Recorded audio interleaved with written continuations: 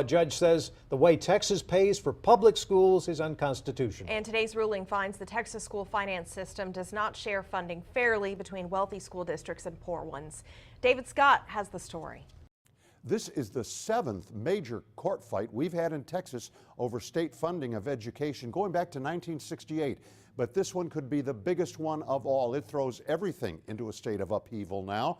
And the clock is ticking because we have until next year for the politicians and the judges to sort it all out. It was back in February of 2013 that Judge John Dietz ruled orally that this system had to be thrown out. Well, today he got his specific ruling, all 404 pages of it.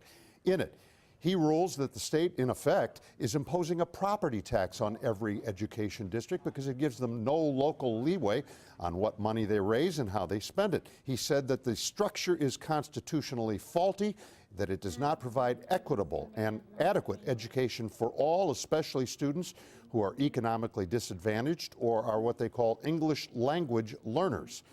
This was an odd case because rich and poor districts together combined, complaining for various reasons that this law had to go, and they made very strange bedfellows. Today's ruling is a victory for the 5 million Texas public school children. While the work is far from done, it reinforces what we in public education have known for some time, that the legislature has failed in its constitutional obligation to fund public education. We talked about the tight timetable for all of this.